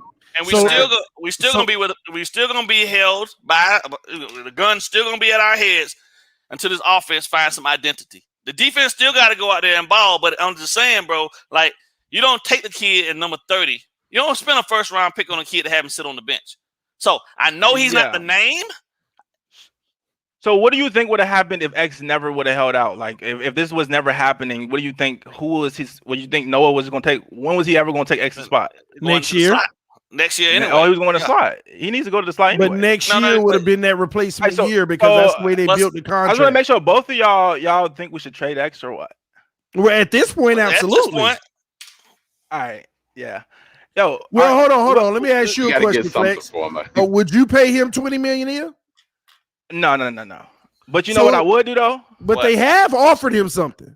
I'd make him retire. Look, I get that. Make him sit out. Even if he retires, you still own his rights. Exactly. So here's the thing. Y'all want to see X just because I understand he's a baby. And this still happened with Minka, right? everybody says, "Oh, Minka's a baby. We had to get rid of him. He's an all pro. Who cares?" Like, eventually, you gotta get emotions out of this. This is production on the field. We talking about. I don't care about his emotions. If he's a baby, if you think he's a crybaby, this, that, the third. This is an all pro talent. What? No. What I'm saying is that I don't have a problem paying him, but I'm not paying you 2 years into your 5-year deal. You come back to me after your 3rd year. Now you got equity because you're over halfway done with your contract. Yes, and then, right. That's what I was saying before, ball game. Yeah, and then you're toward the end of it. No. Then we're into that zone of your contract where there's no guaranteed money, and I understand your concern. But we guaranteed your contract this year also, so you get paid. Show up, do that, and then we'll take care of you next year. I feel you. All right. So what do you think we're getting for X right now? We trade him. What do y'all think? 2 seconds. A second and a third. If y'all telling me, listen, just first for and a fifth, my second and third and cash considerations. Second and third. This might just be my foolish pride. Probably is. Yo, I'd rather him retire and get nothing. I swear. Rather than get a second and third, get a second and third and watch him ball out on whatever team you want and win a Super Bowl because he's gonna get traded to a contender wherever he get traded. That's the only team that's gonna give up that much. Yeah. Right. You want to see him ball out, get 10 picks on the contender? I'd rather him retire and get nothing for a second and third. I'm not gonna lie to you. So I'm taking my chances. I'm calling this bluff. He's not holding out for 3 years, 2 years. I promise you he's not. Oh no, I believe we don't think he's gonna hold out either. That's the whole point. So why even but the thing is, why even go through this? Right. Just play the year. This is the last year of your guaranteed money of your contract, and then when we get the new money, right, and then things look a little different, then we can come back to the table after this season. But you haven't consistently shown us that season after season you can stay healthy. I'm not paying you more money when I paid you, you got hurt. Then you come back and have a good season. If I pay you now and you go out, and you still get guaranteed money from me even this season. I'm not guaranteed that you're going to make it to the end of this one. But if you do, then I feel a little better about saying, you know what? All right. Let's pay him. Right. No, I think we all can agree on that. I don't think he deserves a contract yet. No, that's why I wanted to ask y'all. That's why I actually want to come. I want to ask: has any player ever done this to the point where I know people hold out their rookie contracts? I've never seen a player, and I think that's what a lot of the fans get confused. They're like, "Well, he deserves more money." I've never seen a player ever do this in life. This has never been done. Flores said it too. We're in real time. Flores said in the press conference, what we're dealing with is never been done, and you know we're trying, we've put something out there, but it just you can't pay everyone. They've already made an offer, bro, and I'm telling you, and this is just speculation, but I know that offer had to be north of 15 or 16 with more guarantees. But I'm telling you, X knows that another crazy team will give him a 2 in front of that number, and that's the issue. He got to go get it. And then at what point does a contract even matter at this point? How about this? So this is another idea I came up with. Send him to Philly then. Everybody, we get rid of contracts, period. No more contracts in the whole NFL. And everybody gets paid by performance for the rest of eternity. And so every single year you get paid. I love this idea because you know why the Emmitt Smith-based contract. Yeah, well, Emmitt Smith did that. Yeah, he did. So if everybody done that, the players wouldn't like that because the players get hurt every year and all that, and they would get a significantly lower amount. So nobody would want that. But that's what we're headed towards. If you're just not going to honor any type of contract, what's the point of having them? Again, we have to be fair. That's why I always say. But at the same time, though, I'm in the middle where it's like I think he needs to honor his contract, but I'm not going to trade him for nothing. So, and I'm not about to trade him for a second and third. I'm about to make him retire a Miami Dolphin and he'll retire at 28 in his prime, and I won't care. But I'm not going to trade him and watch him ball on the Saints. I'm not about to do that. Let's be clear. The same thing is happening right in New England with Gilmore. Even at 30, Bill is saying, you're already on a contract. I'm not going to give you any more money. You either play this contract or you can go home. That's it. I ain't trading you. Right. I'm not renegotiating your contract. None of that. You are a Patriot until otherwise stated. We gave you your money. You did what you did. Your defensive MVP, that's individual. Good on you. But I got you a ring. This team got you a ring. And both of them actually, I mean, Patriots going through the same thing right now, talking about Gilmore's trade value and how talks are heating up because the Patriots aren't budging. No, and they're not going to. And didn't he get hurt? Yeah. He got hurt last year, and his replacement, J.C. Horn, came in and got 9 picks. J.C. Jackson balled Jackson, out. I keep saying Horn. And that's what hurt. J.C. Jackson got hurt. 9 picks. And that's what hurt him is the fact that a guy that was only making $1 million went out there and got 9 interceptions, 1 less than XAVIEN got, and you tripping, and you was making almost 11-12% of the salary cap. Like you getting good money. No, we're not giving you any more money. A lot of people are speculating, they all getting good money. Ball game, they all getting good. If he didn't pay Tom, Gilmore tripping. You better show up to work. Well, that's a given. If they wouldn't pay Tom any more money, he tripping. Well, how long was Gilmore on his contract? Like, how many more years does he have on his contract? Isn't his contract about to expire or not? He's 30, bro. No, I understand, like, but that's what I'm saying. 2 His years left situation on is his way contract. different. 2 years left on his contract. Yeah, that situation's way different. But even then, yeah. And truth be told, his contract was pretty much kind of right exactly what X was kind of getting. Telling you, bro. I think X's situation is just so much different than anything I've ever seen in life. Bro, we ain't never seen nobody ever come back after 2 years. After what? Yeah, that's crazy. You played 5 years. You played 5 games the first year of the contract. Then you turn out and you have this remarkable season. We give you that, but now you want more money. Like Well, no. So I tell you what. on. I tell you what. Here's what I do. You cash me out for the 11 games that you didn't play for us in 2019, and then we'll give you some new money on the back end. Yeah, we'll renegotiate the contract when you pay me my 11 games back. How about that? All this being said, are we gonna actually be mad if they do pay him? If they turn around and pay him, are we gonna be mad at the team? No, I'm not either. Because as long as it don't strap us. Hey, let me hit you with this. Gilmore's situation actually a little crazy because this is actually the last year of his deal. Oh, is it? But look what the Patriots did for this man. His base salary wasn't X's 12. It was 13 last year, right? But he got hurt and they restructured his contract and gave him his signing bonus of $3.6 million on top of it. They gave him a roster bonus of $1.7 million and a full restructure of adding $5 million. And his cap hit when he was hurt last year was $23.7 million. So they took it on the chin for him. And now this year his cap hit will be $16 million, in which he would make $16 million is his cap hit this year, but he wants his new deal.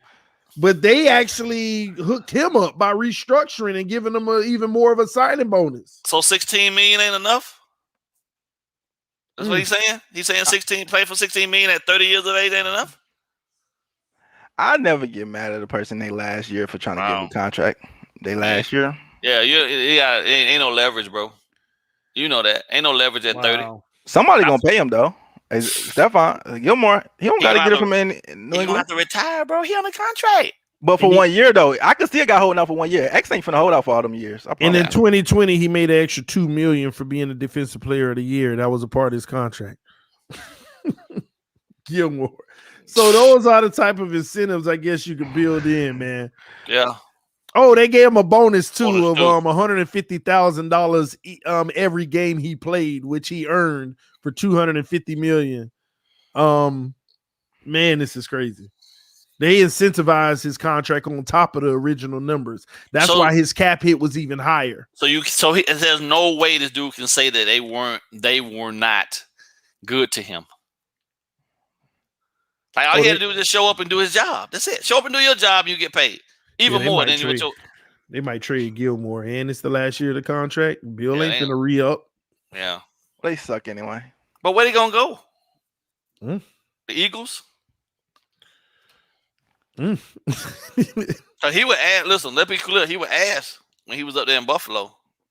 He didn't become Stephon Gilmore that we know until he got with Belichick, because he was getting torched in Buffalo weekly, which was like one of the really crazy things to me. I remember when they signed him in free agency. I remember that. I was like, what? Like, what? They signed Gilmore to a contract? Why? They got ass. But systems change a lot of things when you got coaches that believe in what they're doing. Flores, I think Noah's gonna be just fine, man. They just lock in and all will be well if X can just wait one more season, bro. year. Yeah. Just one season. That's it. Go one out. season. You already Play got your money. one more season and they may give you your money, or they can easily trade you and you can go get your money, but it's not a team hit from a cap space, even if they wanted to cut you, really. So, I mean, you could become a free agent if they wanted to let you, you know, all type of different things can happen at that point, but play one more year. The issue right now is that any team that trade for him, the biggest thing they're going to have to do is be able to have to pay. They got to pay him early. They got to pay him now. And they know they have to, and because he has the leverage. You gave up draft capital to get him. That kills. You don't give up free draft capital.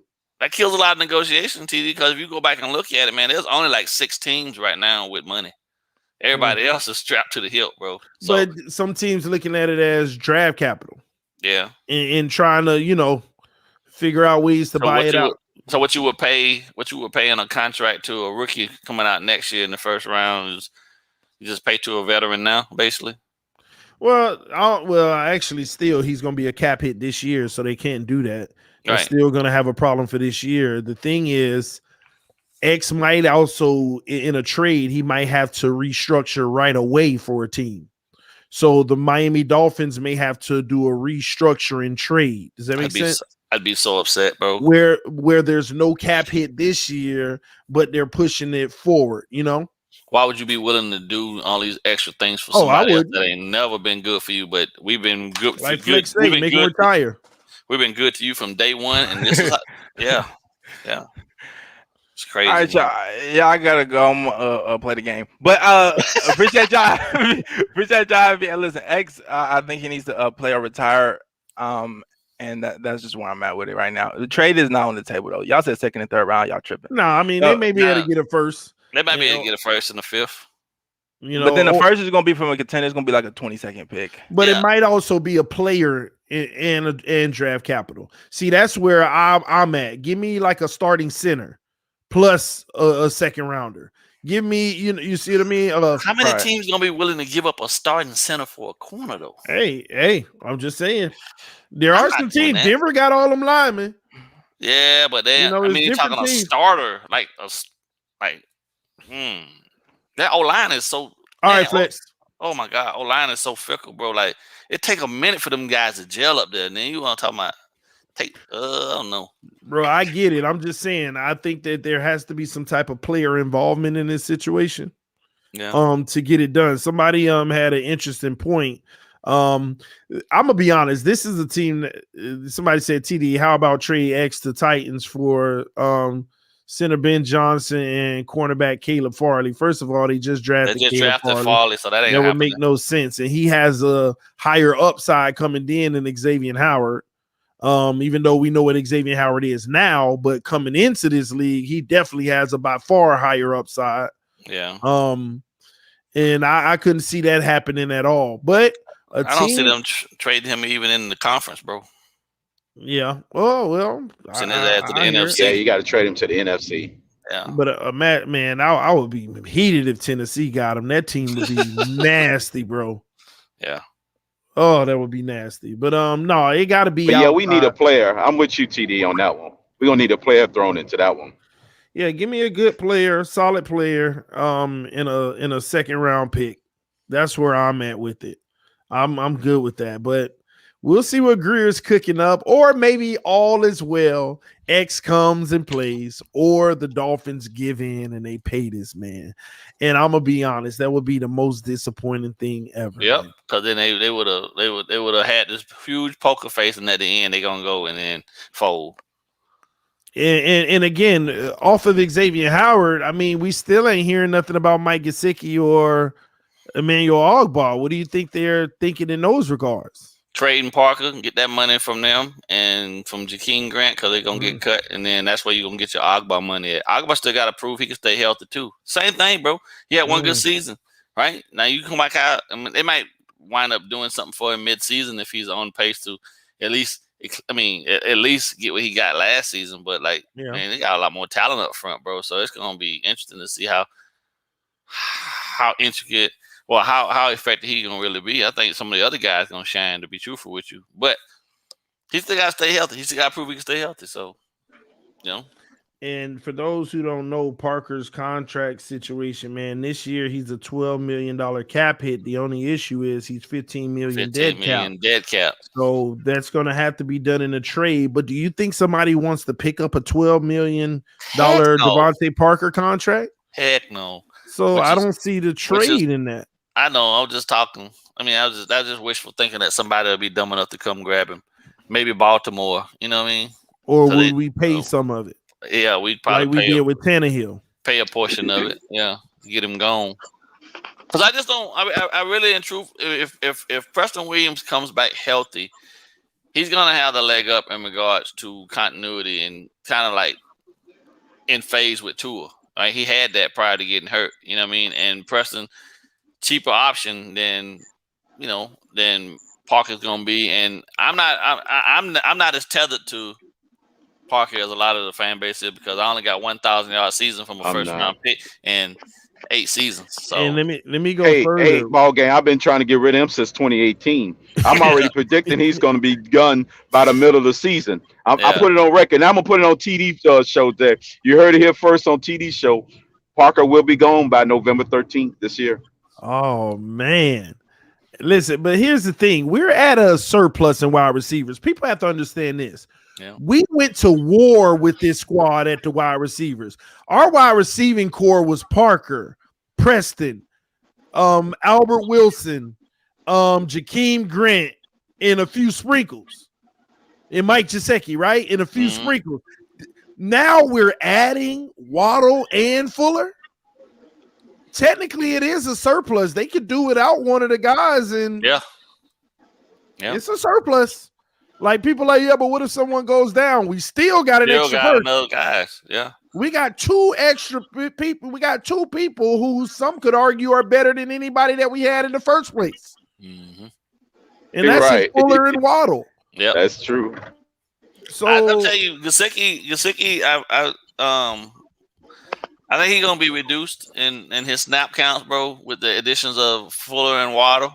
I think they're gonna offer more in terms of vertical, the vertical threat, horizontal game, and being able to get yak and all that type of stuff. So his contract is not a necessity right now at this point because you don't go draft a tight end in the second round, right? Unless you really and truthfully looking to go a different direction. Gesicki is not a true tight end.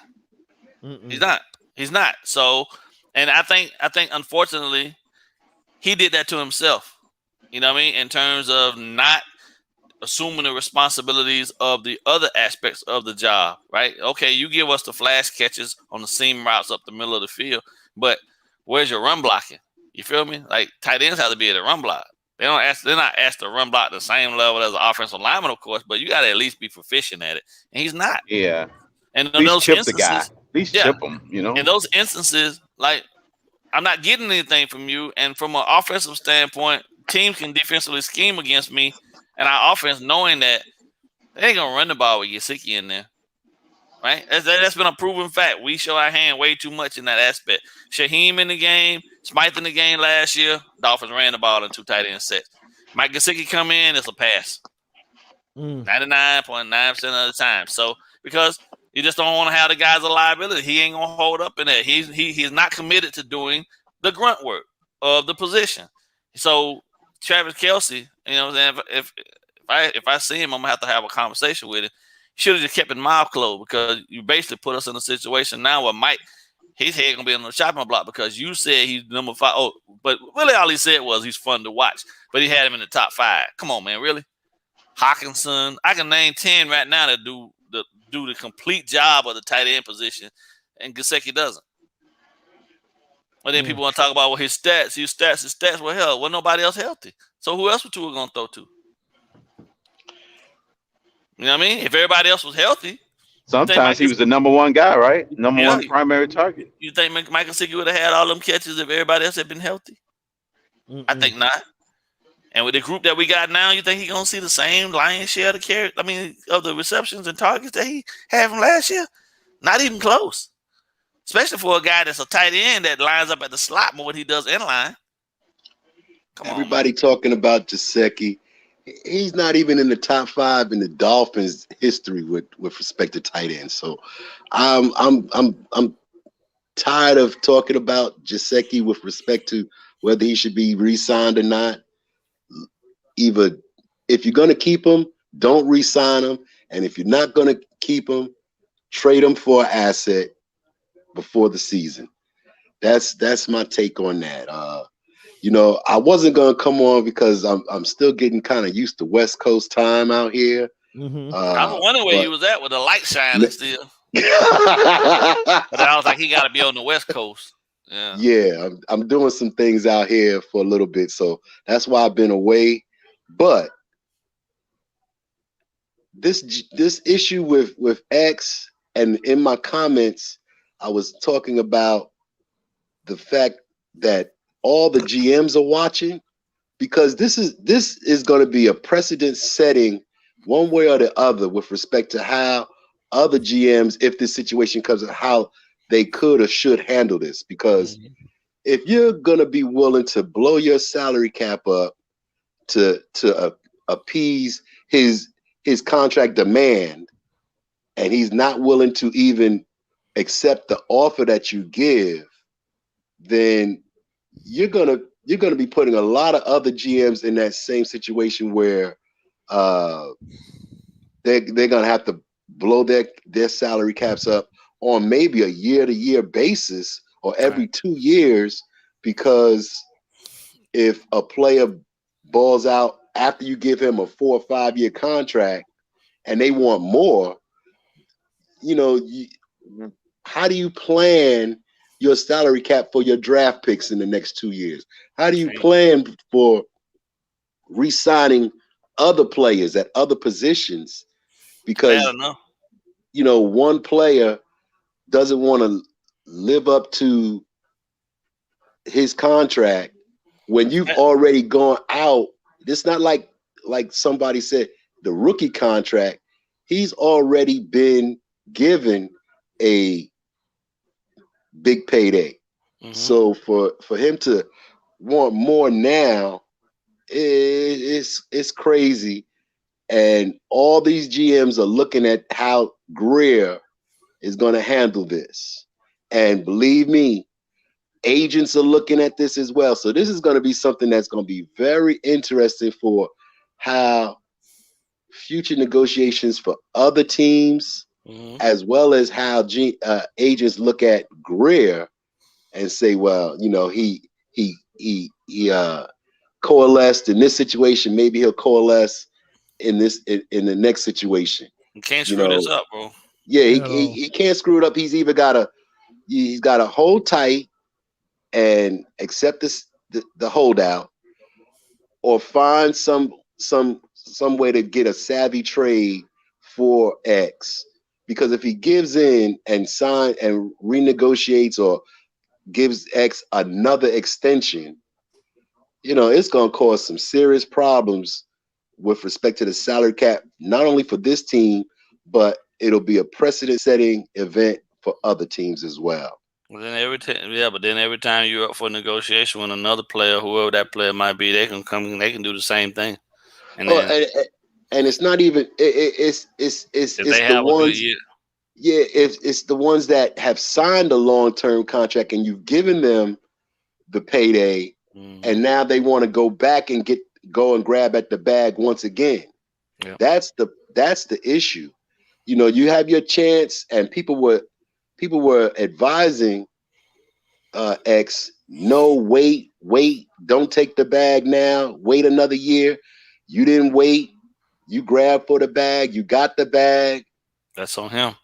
And now you're unhappy with the bag you got because some other players have gotten even a bigger bag because they waited, or just because their contract came up and they re-signed for a bigger contract. Let's be clear. If I'm starting a team from scratch and I got my first player that I can pick as a cornerback, I'm not taking XAVIEN Howard over Jalen Ramsey.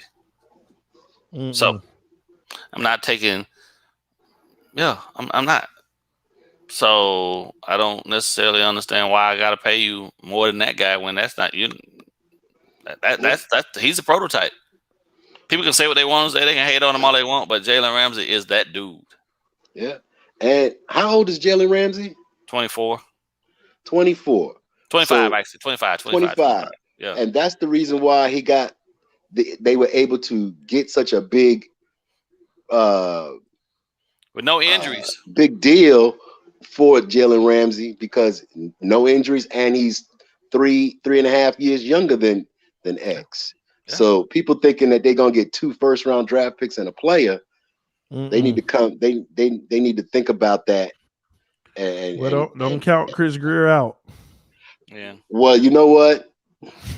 If he was able to get 2 first-round draft picks for Xavier Howard right now, I would think that he's got some of the best. You can go ahead and just call him GM of the century. Well, not only that, but he's got some of the best dirt gatherers around because he's got to have some dirt on somebody, right? Yeah. Man, listen, I'm gonna be honest with y'all, man. I don't like this, especially with our team doing like headed in the right direction. And that's just what it comes down to at the end of the day. We're building something special, and now we have our own little drama that we're dealing with. And you just want everything to go right because I think they could do something special if Tua takes that next step. But this can be an issue because there is a part of me, to be honest, that feels like we got to get better on offense to replace X's production. Right. But even if we get a little better on offense, we may replace his production, but it'll still land us at 10 wins outside the playoffs. And do we have what it takes to real be scary? It does do it. Do we have what it takes to not just be better at offense, but really exceed expectations on offense to make up that difference to get over the top? And that's where I'm at. I don't know, man. That's a really good question because they're gonna have to establish an identity early, and we're only going as far as this offensive line takes us. So Eichenberg is a big key to this season. You know how he plays and how McKinney play. And I know you're just talking offense, but those 2 players, I'm going to be watching to see how they do this season because, in my opinion, they're going to be a determining factor how well the Dolphins do.